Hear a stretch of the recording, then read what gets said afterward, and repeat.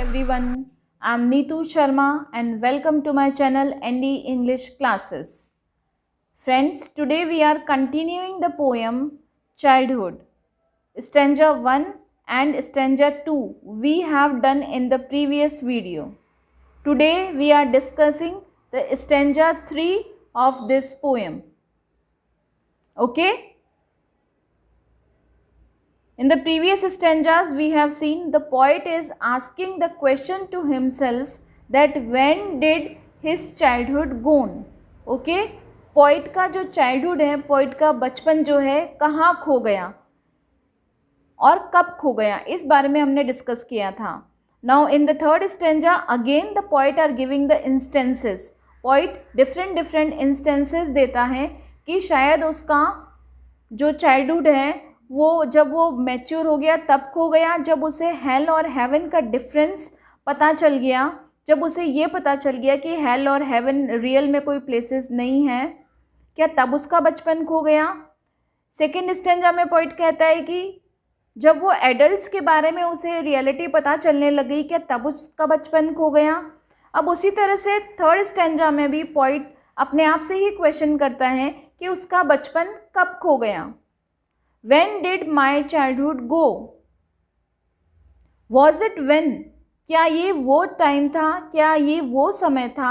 I found my mind was really mine.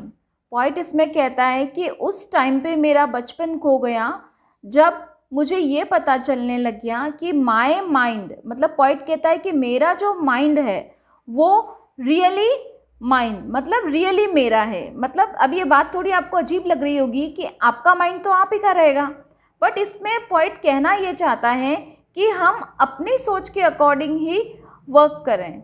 Point यहाँ ये कहना चाहता है जब हम अपनी सोच के अकॉर्डिंग, अपने थॉट्स के अकॉर्डिंग हम जब कोई काम करने लग जाते हैं, that means we are mature. Okay, तो पॉइंट को लगता है जब मैं अपने माइंड के अकॉर्डिंग काम करने लग गया, क्या तब मेरा बचपन खो गया.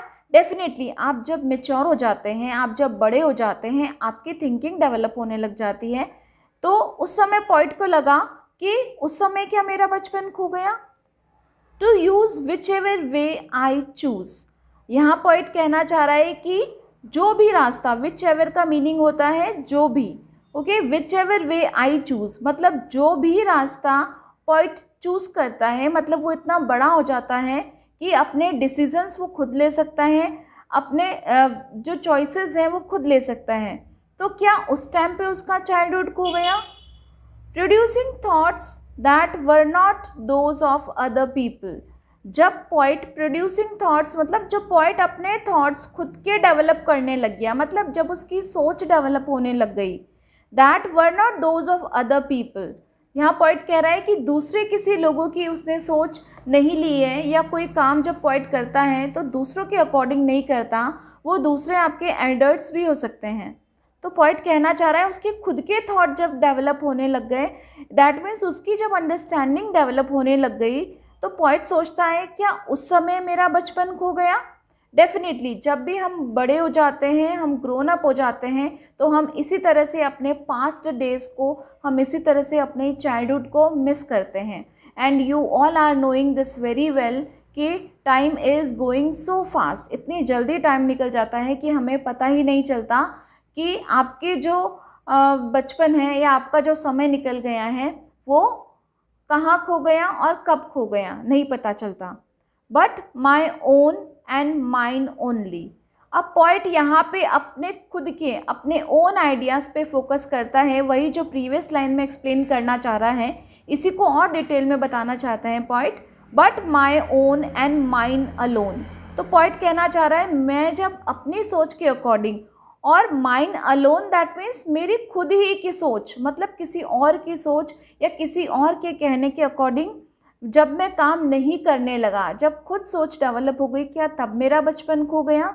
वॉज दैट द डे, क्या वो दिन था when I lost my childhood. तो इस पूरे स्टेंजा में आपने देखा है इंडिविजुअलिटी आपने इसमें फाइंड की है कि पॉइंट अपने खुद के इंडिविजुअल थॉट को कितना फोकस करता है. तो इसमें आपने इंडिविजुअलिटी देखा है, जो टर्म आपके लास्ट में क्वेश्चंस में भी आया है, आपके टेक्स्ट बुक के क्वेश्चंस में. तो in this stanza we will find a kind of individuality.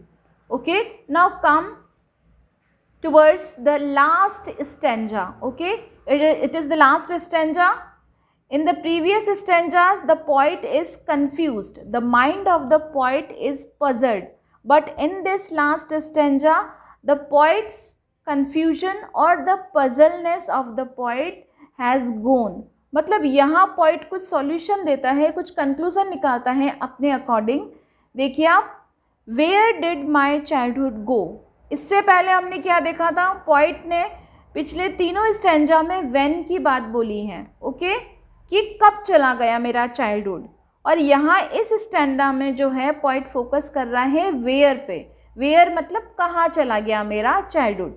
तो वेयर कह के यहाँ पोइट जरूर, इससे आपको आइडिया लग जाएगा कि वेयर कहने पे वेयर जब पोइट कहता है इसका मतलब कोई प्लेस का नेम वो ज़रूर बताएगा. ये आप अपने आइडिया से भी सोच सकते हैं.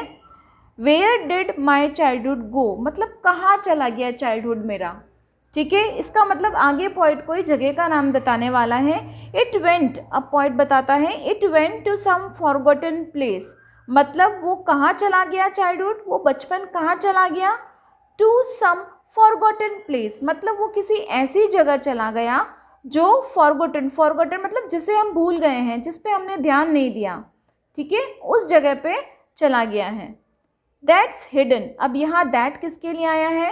That is for childhood. ठीक है, दैट्स हिडन मतलब वो जो चाइल्डहुड है पोइट का वो कहाँ है, कहीं पे छुपा हुआ है. हिडन मीन्स कहीं पर छुपा हुआ है. और कहाँ पे छुपा है, in an infants face. Okay, infant आपको पता है छोटा बच्चा जो होता है ना, जो बेबी जो होता है उसके फेस में. आपको पता है इन्फेंट फेस, बच्चे का जो फेस होता है, छोटा बच्चा जो होता है वो उसका फेस बहुत इनोसेंट होता है ना. हम भी अट्रैक्ट होते हैं, कई बार आपने देखा होगा छोटे बच्चे जो होते हैं हमें बहुत अच्छे लगते हैं, हम उनकी तरफ अट्रैक्ट होते हैं. हम क्यों अट्रैक्ट होते हैं, क्योंकि हम उस बच्चे में अपना बचपन ढूंढते हैं कहीं ना कहीं. तो पोइट यहाँ पे इस लाइन के through, it is very important line of this poem, तो इसके थ्रू पोइट यही कहना चाह रहा है कि उसका जो चाइल्डहुड है, उसका जो बचपन है वो कहीं किसी और इन्फेंट के फेस में जाके छुप गया है.